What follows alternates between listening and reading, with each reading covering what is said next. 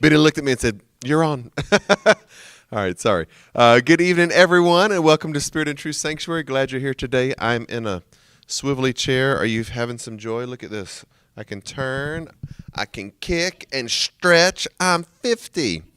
We're glad you're here tonight. Happy Wednesday to everybody, and happy you, happy life, happy new you. You have joined us tonight at Spirit and Truth Sanctuary, where the whole household of God is welcomed and wanted. We are in a little bit different environment. I'm in the church fellowship hall tonight because Brandy usually navigates this technology from our house, and she is probably somewhere around Vicksburg or Jackson, Mississippi. I'm not sure. They're driving back from Dallas today, and so hello to Brandy and everybody, Micah, everybody driving in my car, and Ashley. Thank you guys for taking care of each other. We're going to begin tonight with our Fully Awake 365 devotion. Today is July the. Is today July 5th, LaDonna? Today is July the 5th, and so today's a big day at Spirit and Truth. I'm turning myself. Okay. Because Pastor Lonnie Holloway, Chris Williams, and Esther Folks are all have birthdays on today. And so happy birthday to Pastor Lonnie, to Chris Williams, and to Esther Folks. Literally intricate parts of what we do at Spirit and True Sanctuary. Today is July 5th. We're going to talk about, once again, the inner kingdom, which is the month of July. And the idea today is no secret thoughts. No secret thoughts. What does that really mean? We talk a lot about the idea that as a man thinks in his heart, so is he. As above, so below, on earth as it is in heaven, and manifestation as it is in imagination. So what that really means, in essence, is that as our thoughts become the manifestation of our lives, we don't really have secret thoughts that we think we do, because our thoughts become our reality. And so whether it's fear or jealousy or scarcity or whatever that is, it seems to manifest itself outside of us. All right, let's jump into No Secret Thoughts. We're on July the 5th. This is our affirmation. I am aware that I create my life with my thoughts. My private, secret thoughts show up in my life and as my life. Woo! Nothing remains hidden. And in essence, my life becomes a looking glass for everyone to see what I have been thinking. Wow, that's a lot to chew on, isn't it? All right. So as we begin to understand the creative power of our thoughts, we also notice that they do indeed show up as our reality and our experience of life. It may seem like a negative or a warning or maybe even a threat. The idea that our secret thoughts show up as our lives. That's a little frightening. It can be. On the contrary, our thoughts are not displayed publicly with the intention of embarrassing or humiliating us. So why do our thoughts show up as our lives? Our secrets surface to engage us fully in the process of self-awareness, knowing thyself and fully awakening to our divine potential and godlike power to create and hopefully recreate our lives. And so there are some interesting examples of this in the Bible. Job says, "The thing I feared the most has come upon me." Paul was privately burdened with his bias toward women, but manifest a doctrine that women should remain silent. That's one way that your secret thoughts show up, is as your writings, as your teaching, as your expression. David privately desired Uriah's wife, Bathsheba. It manifested his lustful thoughts, destroyed another man's life, and almost himself in the process. Lost a child in the middle of it as well. And so our secret thoughts certainly do show up as our lives. Watch this. Our thoughts, about 5 lines from the bottom. Our thoughts come to the surface and manifest because the universe desires for us to be transformed, to be self-actualized, and to become fully awake. Look at that. And the universe will faithfully and frequently send to us whatever is necessary for the evolution of our consciousness and for the maturation of the goodness and godness that is within us. So there is no guilt, there's no shame, there is no penalty other than you seeing it and not liking it. So when your thoughts show up as your life, don't feel any certain way about it. Just see it. See it without judgment and say, okay, I thought this, I believe this, I spoke this, I entertained this, I bought into this, and now it's here, and I don't like it. Good. See it, own it, shift it, and then survey it, and then recreate it. And so that's why they show up. All right, our ending prayer for no secret thoughts. Here we go. Universal Mind, thank you for the opportunity to see myself and for the chance to fully own the creative power of my own thoughts. Amen. And so it is. Welcome once again to Spirit and Truth Sanctuary, and hopefully everybody had a safe July 4th. My daughter and I ran yesterday for the first time. I've lived in Atlanta for 50 years and have never run the Peachtree. And she and I ran the Peachtree yesterday. Well, more accurately, we ran and walked. So we ran down the hills, we walked up the hills. I remember a time when if you didn't finish the Peachtree in like an hour, you didn't get a shirt. And so everybody I was passing, I'm sure everybody got a shirt, and that's not the case anymore, which is probably better to include everybody. But my body is sore today. It is telling me that I'm 50 and that I'm not used to running 6 miles, and hopefully I'll get a chance to do it next year as well. Welcome once again to Spirit and Truth. We are in Eckhart Tolle's timeless work, A New Earth. This is week 48, and we're going to talk tonight on the subject of breaking free of the pain body. Breaking free of the pain body. Before we do that, let's grab our prayer of surrender together. And as we do that, remember that tonight's notes are in your event description. If you have a chat that you can look into, I think the questions for tonight will be posted there as well. And so you can be interactive. We want you to be thinking and hopefully asking yourself these questions tonight as we go through this teaching. Let's grab our prayer of surrender together tonight. Spirit of truth, carry me where you will, bring to me what you will, take from me what you will, awaken in me what you will. The Christ man is around me, the Christ mind is in me, the Christ power flows through me, and the Christ mystery exists as me. Woo! I believe it, I perceive it, and now I receive it. I am surrendered. Amen, and so it is. Up to this point, we have talked about several different ubiquitously recurring themes in our journey into a new earth. One has been the greatest achievement of humanity is that we can recognize our own insanity. We can recognize our own dysfunction. Can we really internalize and personalize that question tonight? How does that question show up? How do I know I'm dysfunctional? I don't know that we can know that. How do I know if I'm acting insanely? I'm not sure that we can know that about ourselves. What we can know is if something is not working, if we're not experiencing happiness, joy, peace, righteousness, laughter, if we're not looking forward to the next day of our lives, then something we're doing isn't working. And so there may be some sense of dysfunction in your mind that is producing a level of unhappiness in your experience. And so that's one of the themes that we've talked about. The other has been about identifications, how we identify ourselves with thought forms, with opinions, with our physical form. We are male, we are female, whatever that is. Another way we identify ourselves is we are our story. I am the things that happen to me. I am oppression. I am neglect. I am abuse. I am harmful images. All of that is the ego's way of telling you that you are no more than a system of your thoughts, a memory bank of these awful things that happen to you. And when you identify that that is who you are, that's what you keep producing in your life. It doesn't take away from the pain or the wrongs that have happened to us.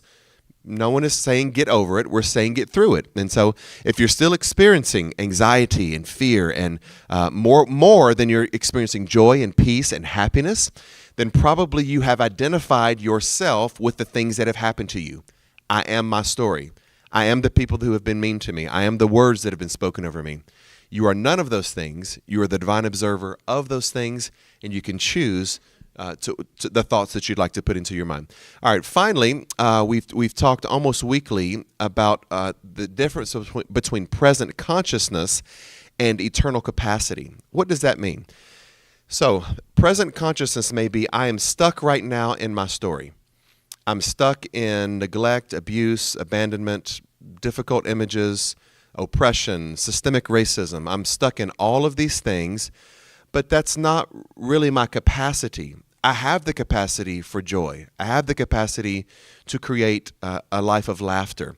Or let's put it this way. I'm stuck right now in homophobia. my present consciousness is that Jesus is the only way to connect to God. Okay, my present awareness is that life is happening to me, not through me and as me. However, just because you're stuck in that present space of consciousness doesn't mean that's who you are eternally. Our capacity is greater than our present consciousness. All of us have opinions that change. All of us have things that we get over and rise above. And so as we do that, we must give that space to other people. When we encounter somebody of a lower vibration, someone who is not really pleasant, or someone who we don't want to be in their presence as much, we have to say in our hearts, even if we vibrate away from that person to some degree, this is not who they are. This is just what they're doing right now. Who they are is endless capacity, endless ability to evolve and to unfold. All right. Last week we asked a couple of questions. Number one, we asked, are all triggers related to the past? And I think predominantly, we answered yes. I think there was a little nuance in that. Secondly, we personalized it. What are your triggers? What are the things that trigger you? And then third, which is all of these are connected, is knowing or being aware of your triggers empowering. So if you know that you're being triggered by something and that you tend to overreact, you tend to become defensive or militaristic, or you tend to be a little bit emotionally blind to a specific subject, then is being aware of that trigger empowering? We predominantly thought that it is empowering. That if I know I'm being triggered, maybe I'm blowing this out of proportion. Then I become aware of myself. I become aware of my thoughts. I take a big, deep breath, and I begin to ask God, help me find some objectivity here and not be so subjective about this specific subject. All right, tonight's questions, and we'll read them again tonight, also at the end of Tolle's teaching. Tonight's questions. Number one, what are the factors that determine the speed of being free from the pain body? So we're going to talk about breaking free from the pain body tonight, but we want to ask the question, do people break free at the same pace? So change is the only constant in the universe. We all change, but we change at our own pace and in our own space. Some people feel a little pressure of change coming, and they surrender quickly and say, I don't need to go through this pain anymore. I'm ready to change. There's no new learning in the second kick of a horse. In other words, if you've ever been on a farm and seen a horse try to kick somebody who walks behind him and scares him, if you ever get kicked by a horse and you survive, there's no new learning in the second kick. Okay, so all the learning was in that first kick that says, stop walking behind the horse. Because if you walk back there, something bad could really happen to you. So that's how change is. When change is inevitable in our lives, we can resent it, we can resist it, but the pain gets greater and greater and greater. We blame everyone else. We blame the world. We blame the devil. We blame our ex-husbands, spouses, wives. We blame our employer. We blame our church. We blame everybody. But at some point, if the pain becomes great enough, we will finally surrender to the truth that we are the change agents in our lives. We can create change. So the question tonight is, how do we speed up that change? How do we become free of the pain body more quickly? We'll talk about the factors of that tonight. Number two, question two, how do we break identification with the pain body? If we're identified with what the pain body is, how do we break that identification? Number three, what is the difference between these? Listen to these two phrases. What is the difference between it is what it is and it is as it is? Think about, it's only really one word difference, and it's the word what and as, but it is what it is in juxtaposition with it is as it is. What are the differences in those two approaches to creating your life? We're going to talk about that some tonight. All right, let's jump into week 48, breaking free from the pain body. If you've got some heavy pain tonight, lay your burden down. Come unto me, all you who are heavy laden and burdened. Take my yoke upon you. Find rest for your souls. What is that heavy burden? It is your pain body. It is your story. It is the pain of the past. Let it go tonight. Lay it down. Let's see if we can approach life from a different space, not from the pain body. All right, let's jump in. A question people frequently ask is, how long does it take to become free of the pain body? Okay, the answer is, of course, that it depends on the density of an individual's pain body as well as the degree or intensity of that individual's arising presence. So what is our first question tonight? This first paragraph speaks pretty directly to that, at least from Tolle's perspective. So, what is the rate? What is the speed at which we break free from the pain body? It seems to be dependent on two things. How dense is your pain body? How much are you wrapped up in the pain of your past or the pain of your memory or pain of things that have happened to you? The second question is, how awake are you? How awake are you to the truth that you're not your past? You're not the things that have happened to you. So, those are the two factors that determine the speed at which we become free of the pain body. If you have an incredibly heavy pain body, okay, and if you're completely asleep to the fact that you think you are your pain body, then breaking free from that pain body is going to take a long time. It's going to be a long, difficult process of breaking free. However, if you have a pain body, which all of us have, some degree of a pain body, but you are very aware that you're not the thing that happened to you, then the speed at which you break free from that pain body can be quite greater than somebody who's unaware. All right, second paragraph. However, it is not the pain body, but the identification. Here we go, making a transition. The identification with it that causes the suffering that you will inflict on yourself and on others. So here's a question that we didn't ask tonight. Does your pain body only affect you? That's a pretty interesting question. According to Tolle, we'll go and answer it. No, because when you live in a heavy pain body, you are inflicting your pain on others that are around you. And you may notice that those people eventually kind of find their way away from you because they don't want your pain inflicted on them any longer. Okay, so the pain body is not the issue. Tolle says all of us have one, but it is our identification with the pain body that inflicts so much pain on ourselves and on others. It is not the pain body, but the identification with it that forces you to relive the past again and again and keeps you in a state of unconsciousness, a state of being completely asleep to the fact that you have become your story. You've become your pain. You've become everything that has happened to you. And so what are the clues or the symptoms that let us know that we are identified with the pain body? What do you talk about all the time? You relive your past again and again and again. If that's happening in your life, you have become identified with your pain body. So a more important question to ask would be this. How long does it take to become free, not of the pain body, but free of the identification with the pain body? So, on one hand, you have the pain body. On the other hand, you have the identification with the pain body. So here's the truth. Every person that we will ever encounter in our lifetimes have some sort of pain body. Some have a lighter pain body than others. Some have a much denser pain body than others. We all have a pain body. However, some people become identified as their pain body. They identify themselves, I am my pain. I am my memories. I am the difficulties that I've been through. I am the things that people have done to me or the things that have happened to me. You become identified. You don't even know yourself outside of that story. And so the pain body really is not the issue. We all have one. It's when we become identified with it and we don't know any other reality other than our memory of pain. Okay. The answer to that question is it takes no time at all. Wow, what does that mean? When the pain body is activated, know that what you are feeling is the pain body in you. This knowing, this awareness, before you start being overreactive or defensive or going off on somebody, whatever, there should be a knowing inside of you, this is not me, this is my pain body that's speaking right now. This is the pain, this is my memories, this all that. This knowing is all you need to break your identification with it. So what does that mean? It doesn't mean that your pain body goes away completely, not immediately. It means that you break identification with it. This is not who I am. These things did happen. I have memories of some of these things, but this is not who I am intrinsically.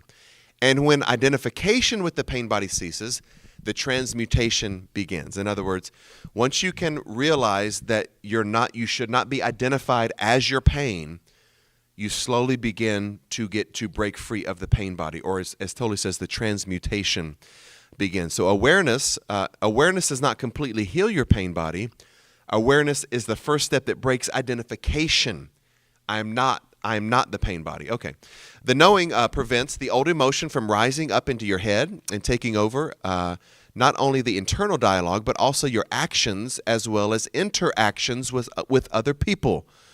Woo! My goodness, there it is. So the knowing, the awareness of your pain. I'm not the pain. I have pain, but that's not who I am. Okay.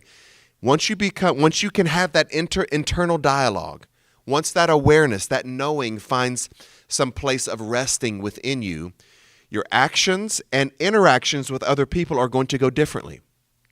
The way you present yourself in life, the way you present yourself to others is going to change drastically once you break identification. This means the pain body cannot use you anymore to renew itself through you. Woo. So the pain body desires to be awake. It desires to be fed.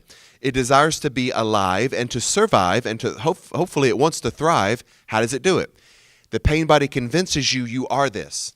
You are your pain. You are your past. And so this means it desires to renew itself through your lack of awareness. I want to keep my pain going, which keeps the pain body going, which keeps my identification with the pain going, and that pain body continues to renew itself. It's almost like you're being used as almost like a host. If you're familiar with virology, your body is not a virus, it's the host of a virus. And so the same way that your consciousness is not the pain body, it can become a host. It can become a host of the pain body. The old emotion may then still live in you for a while and come up periodically. In other words, you're not going to be free of the pain body or even identification in one moment. It's going to be a process of walking through it.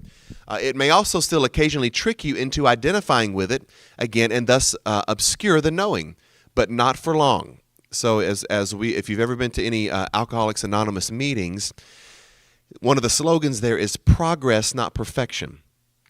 So there may be some setbacks. You may allow yourself to slip into the pain body some. You may allow some sense of unconsciousness where you say, I am my pain body. But once you become aware of a little bit of it, it's only a matter of time before that progress turns into a perfecting process of getting you rid of the pain body in your mind.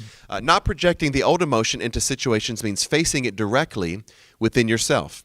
It may not be pleasant, but it won't kill you. Who wants to admit that you've given into the pain body?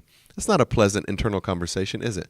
Who wants to admit, yes, some awful things have happened to me, and I've made them 100 times worse by dwelling on them constantly? That's a hard conversation to have with yourself. Your presence is more than capable of containing it.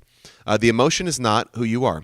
When you feel the pain body, don't fall into the error of thinking there is something wrong with you. All right, so here's a little help. Don't become immediately critical or judgmental of yourself. We all are still going to have some memory of pain. It's okay. We're going to have triggers. It is the awareness that we're looking for. I am not the pain. Now I'm aware that I'm not this pain. Making yourself into a problem, the ego loves when you do that. So we already have enough to deal with the pain, with the memory of the pain, with the identification with the pain. Don't become overly critical of yourself as you're working out of that mindset. It's going to come up some, but don't commit the error of saying this is all that I am. It just comes up occasionally. Here it is. The knowing needs to be followed by acceptance. We're about to journey into question 3 tonight. The knowing needs to be followed by acceptance. What does that mean? Anything else will obscure it again. Accepting means you allow yourself to feel whatever it is you are feeling at that moment. You can't deny the feelings. You can't push them down. Then they explode. You become passive aggressive. It is part of the isness of the now. I feel the emotion. I recognize that it's here. Jesus said, be angry and sin not, if that's applicable tonight. You can't argue with what is. Well, you can, but if you do, you will suffer. So here we go. So what is the difference, question 3, between an attitude or approach to life that says it is what it is versus it is as it is? You hear people saying all the time, it is what it is. And so I'm going to leave that one kind of unanswered tonight. But other people who are a little bit more awake would say, and more accepting of the reality of a situation, say it is as it is. Okay, let's keep going. Through allowing, you identify with what you are. Okay, vast and spacious. So you are not the pain. You are not the identification with the pain. You are an open field of vastness, spaciousness. Here we go, LaDonna. You are palatial. You like that. All right. You become whole. What does that mean, you become whole? Doesn't mean that you were not a whole person. It just means you weren't exercising all of your faculty at some point. You are not a fragment anymore, which is how the ego perceives itself. Your true nature emerges, which is one with the nature of God. Here we go. Jesus points to this when he says, "Be ye whole, even as your Father in heaven is whole." Now listen to this. Listen to Tolle kind of break this down right here. He says this: the New Testament's "be ye perfect" is a mistranslation of the Greek word which means whole. Now think about how many holiness, sanctified, apostolic denominations are kind of founded on that idea of be perfect as God is perfect. Don't sin. Don't live in sin. Shun all the appearance of evil and all these crazy things we make up that God's mad at that we do, okay? So in essence, many of these denominations are based on a mistranslation. It does not say be perfect. It says be whole as God is whole, okay? That this is to say, you don't need to become whole only to be aware that you already are. Wow. With or without the pain body. So if you have overcome your pain body, which very few have, you are whole. If you have a heavy pain body and you're still stuck in all that pain, you are whole tonight. If you are even identified that not only do I have a pain body, I am nothing more than an accumulation of all the pain of my past, and I project that onto every place I go. I continue to feed that pain body by rehearsing my pain over and over again. You are still whole. All it takes is one moment of awareness and awakening to begin that process of transmutation. All right, that was pretty intense tonight. Let's go back and we'll grab the three questions that are applicable to tonight's content, and then we're going to open up for discussion tonight. Number one, question one. What are the factors that determine the speed, the rate, how fast you can be free from the pain body? What are those factors? Whether you look at them as the glass half full or half empty. What are things that allow you to be free from the pain body quicker?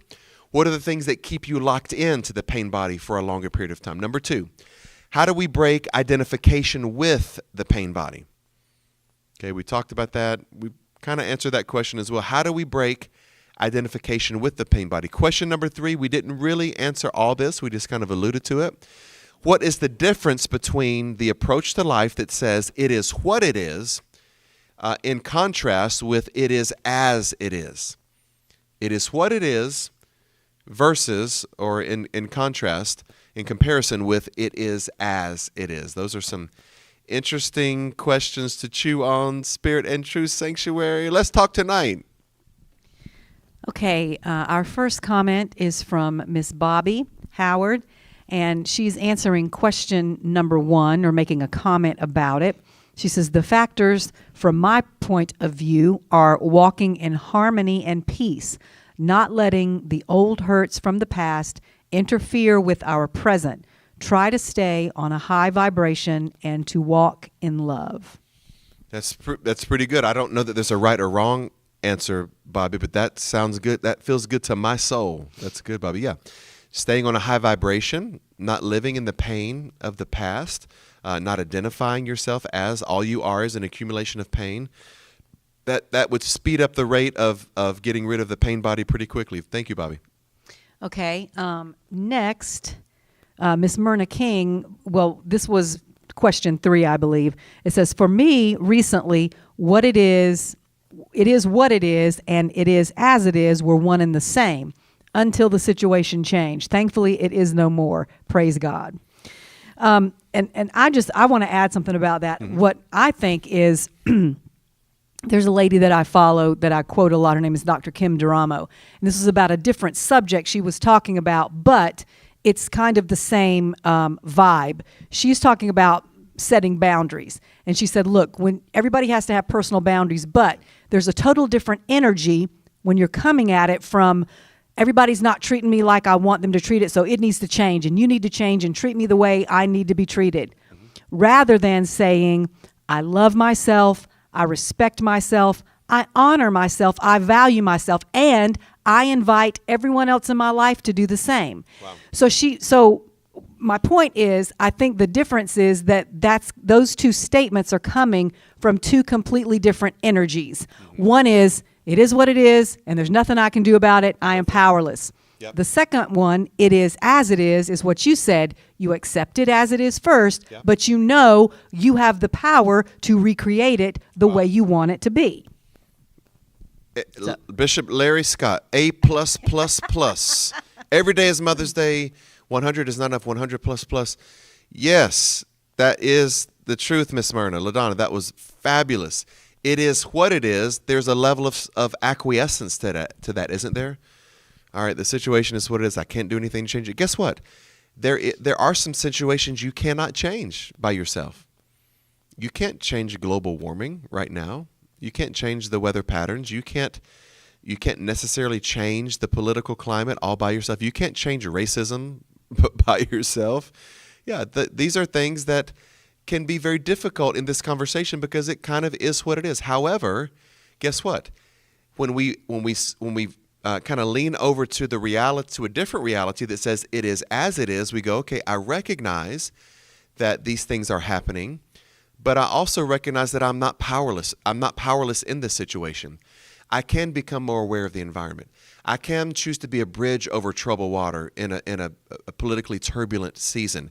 I can choose to be more aware of people that maybe I don't share much in common with, and choose to coexist and to tolerate instead of being intolerant of people that are different from me. So yeah, so let's apply this to our personal lives. It is what it is. Okay, I have crappy parents. I don't like my job. I don't like many things about my life, whatever. I don't like the way my body looks. I don't like my husband. And there's nothing I can do about it. That is not true. Okay, so it is as it is would say, okay, my parental encounters are not all that satisfying to me. They don't nurture. But guess what? God is going to place people in my life that are like a spiritual mother, that are like a spiritual father who speak. And so I can choose to focus more on those voices and energy than I do on my blood relation. That's when you start taking control of your life. I accept that my parents have some issues, but now also I'm awake to my ability to create the parental experience that I want. And it doesn't necessarily have to be with those that are blood related to me. Isn't that taking charge of your life right there? It is what it is. I've worked myself into credit card debt. There's nothing I can do about it. Absolutely not. I will not eat out. I will not buy another piece of clothing. I will not go to the hair salon. I will not take a vacation. I will not spend money needlessly until I pay these credit cards down. I have credit card debt. I'm in a situation, but I have the power to start working toward this thing. That's the difference, and it is what it is, and it is as it is. So, LaDonna reminded me of this. Think about our teaching from the Genesis metaphor. God said it, God saw it, God surveyed it, God shifted it. Okay? So when we see the things that are around us, we are not in denial to the reality of what's happening. We see it. When we survey it, we say, is this working for me? Okay, if it's not working for me, I either can blame everyone else, I can live in the pain body that says my life is not my own, all I am is an amalgamation of what society has created me to be. I am part of the causal determinism, basically. That's what it becomes. I have no power of my life. I'm just a product of my environment and the things that have happened to me. Or I can, as God did, shift it. It is not good that man should be alone. God made a shift. The earth was without form and void. God shifted the voidness into some sense of creativity or creative design.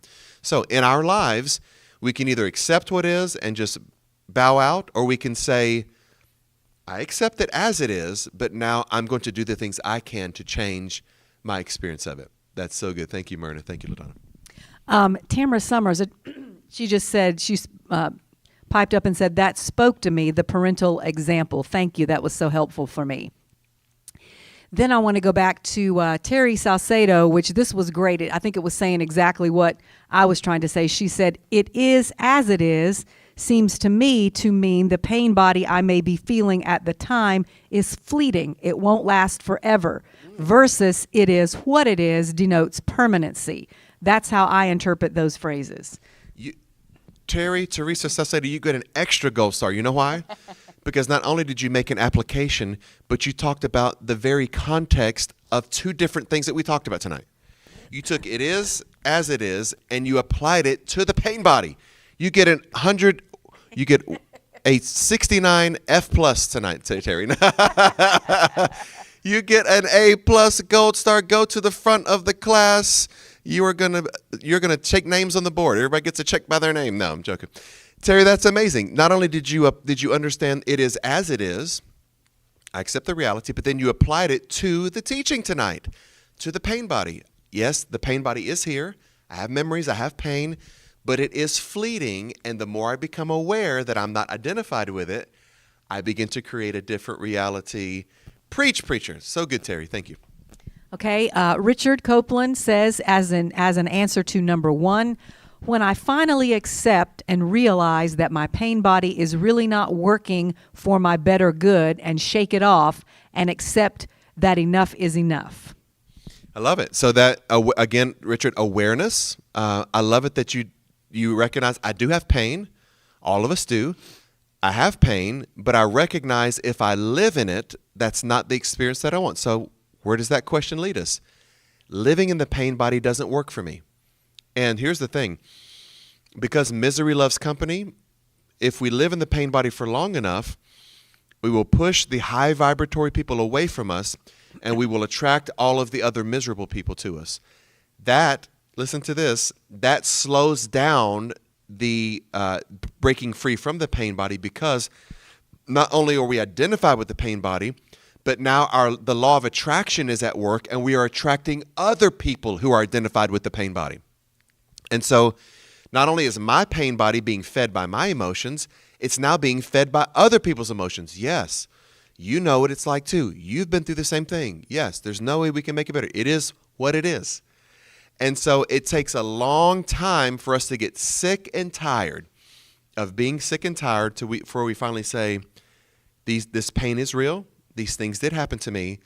I just don't want to be identified like that anymore.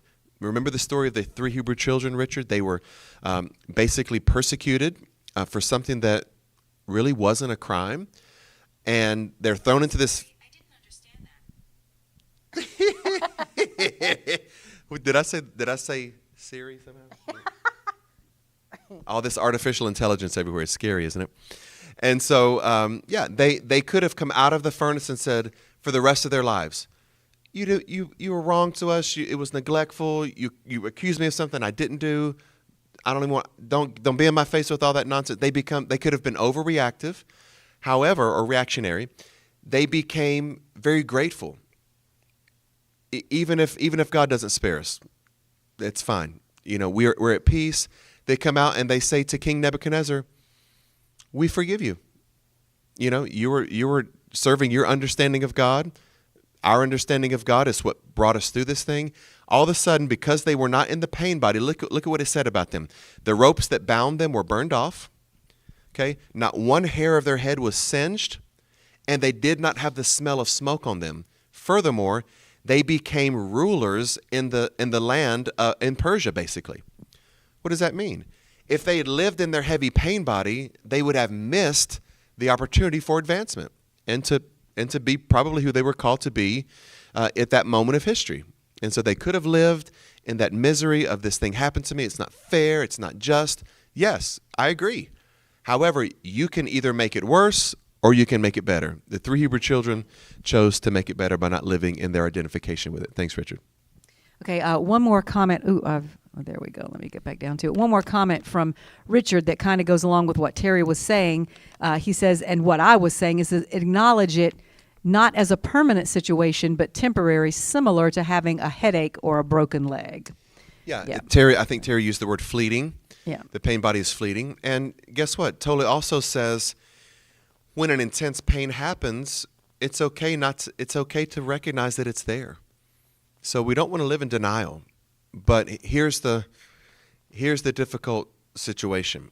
When a pain happens, we need time to bleed, we need time to scab, and then we need time to let the scab heal. But if we keep picking the scab off, okay, if we keep rehearsing the pain 10 years later, 15 years later, 20, 30, 40, 50 years later, we are choosing at that point not to heal. Feel the pain. As Jesus said to Judas, what you must do it quickly. I'm not in resistance to it. But let this thing have its way. Let it move to me and then through me, and don't live in the pain for the rest of your life. There are people that all of us know to some degree who have very tragic stories. They were neglected. One of my close friends that coached my son in basketball, he was born in not Slovenia, he was born in Latvia. And he was born to a gypsy family that basically abandoned him in a dumpster. He was found a baby crying in a dumpster. He was raised in a Latvian orphanage where he developed rickets because he was not getting the appropriate calcium. He was adopted by an American family and then was raised in the Atlanta area. He goes back now once a year. Now he's 34, 35 years old. He goes back to the orphanage where he contracted rickets from not having enough calcium, and he takes calcium.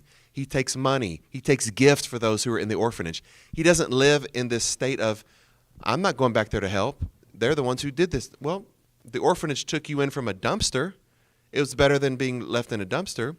Maybe they were doing the best they could with what the government gave them at that point. That was part of the Soviet Union. I'm sure there was some issue occasionally with how things were done, as there is in America and in most countries. But he doesn't live in it. Now he's married. He has a beautiful son and daughter, and guess what they're about to do? They've had their son, they've had their daughter. He says, in about 3 years, we're going to adopt an orphan from Latvia. Now that is saying, I've had the pain, I was abandoned in a dumpster, I was raised in an orphanage, but I didn't want to stay there. I didn't stay in that heavy pain body. I've attracted to myself a beautiful wife who loves me. This woman loves him, thinks that he's the best, God's gift to women. He's a wonderful dad. He's a good provider. Now he has a beautiful son, a daughter, and is adopting an orphan from Russia. If you live in that heavy pain body, you can't do that.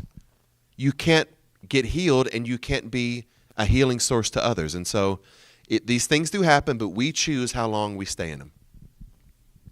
Okay, this next comment is from Fred Hayes, and I'm going to kind of combine what he was talking about. Basically, his answer to all of the questions is that he needs to become, the way we can speed it up is to become aware. He says, yes, I can speed up. I recently saw my pain body / emotions that triggered me at a holiday event. I observed the emotion and thought, wow, my need to be right about everything is ego. I realized this, so now I can speed up my process by recognizing it. But Fred, you're about to knock me out of this chair. I'm up high. If I get knocked out of this chair, you're going to have to come pick me up. Wow, you are the awareness. You even use the word observer or observation, Fred. Yes, I'm in a situation. Maybe a trigger happened of some sort.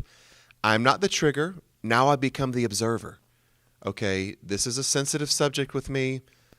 I can tend to be triggered about this, but in that awareness, now all of a sudden you're able to tap into to give the ego a death blow. I'm not going to allow the ego to make me want to be right. I'm going to be at peace and know that this is not who I am. I'm the observer of this. And guess what? If you're in a family situation that happens all the time, maybe you only have to go one time a year. You don't have to choose to continue to go there. As I think, Fred and I, you and I have talked about this story before, how many of our members feel this sense of obligation to go back to their church's homecoming days. You know, churches have these, ours is usually the first Sunday in October. It's our anniversary. And sometimes we have members who come visit that haven't been here in 30 years and they haven't heard what we teach or preach, and I feel so bad for them. They're like, what in the world are they talking about in here? I'm like, well, you chose to come back, and this is just another Sunday for us. We're going to teach what we teach. You've just been disconnected. Well, our members have the same experience. They go back sometimes to the church of their upbringing, and they hear a message that is not really very positive for their soul. And they come back and tell me, Pastor, I am so grateful for you. And I'm actually, my ego kind of gets stroked a little because I'm like, oh, yes, Spirit and Truth. They're grateful for Spirit and Truth. But I don't want them to have that. We can be grateful without having bad experiences. You don't have to go into places of tolerance. You don't have to go where you're not wanted. We are old enough. We are grown folks. We deserve to be celebrated. If we're not celebrated, we can find other places to be. But I love the awareness, Fred. I love the divine observer that you talked about. Very good. So speaking of Fred, his wife, Mary, had a comment as well. She says, I think the factors, and she was referring to speeding up the process, are that you recognize you are still being triggered by the pain body and choose not to be moved by it, but work toward changing it. So look at the words, Mary, that everybody, and you brought a new word to us tonight. Teresa said, be aware that it's fleeting. Fred talked about the observation of it.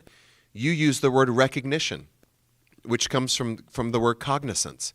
I am cognizant of the fact this is not who I am. I'm being triggered, but I'm not my triggers. In that awareness, in that observation, in that recognition, they're all synonyms. I start to find some way to win over this pain body. Thanks, Mary. Okay, that's all of the comments we have. I just wanted to add one more thing at the end. And you had mentioned earlier in the teaching AA, which is a wonderful program, the 12 steps. And I've never been involved in it personally. And so I don't want this to sound like a harsh criticism of it. But I will say one of the things that I heard somebody else say recently that kind of stuck out to me was, if there's any small fault I would find with the whole AA program, is that they begin every meeting by saying, I am an alcoholic. They're still saying I am in the present tense because they believe that that's one of their tenets, is that you have to keep fighting it your whole life. And some people may have to. I'm not arguing with that. But I was hearing someone talk the other day, and I heard he was a public figure, and he said, I was an addict. And I thought, how refreshing that he's been through that program, but he chooses now to say, no, that's not who I am anymore. I was that at one time, but now I am not. They could almost just add one word. I am currently an alcoholic. Mm-hmm. I am presently an addict. In other words, one of our tenets of this series is, I am not my current consciousness. Right. I am my eternal capacity. So currently, it is as it is. Or I am formerly. I'm formerly. I am a former. I formerly had this thing, but that is not my eternal nature. Okay. So even if in your temporary body temple, so think about identification with what you just said, LaDonna. Even if your genetic makeup lends itself to being more attracted to alcohol, to some type of addictive chemical, to sugar, to caffeine, to foods that aren't healthy for you. All things are addictions in some ways. Okay, what if you are currently addicted to people telling you how pretty you are? You're currently addicted to the need for affirmation, for somebody to tell you that you're smart, that you're doing a good job. Yeah, and so that's not who you are essentially. What if you're addicted to the prowess of your physical body? What if you're addicted to being a straight man and, all of that is not your eternal self.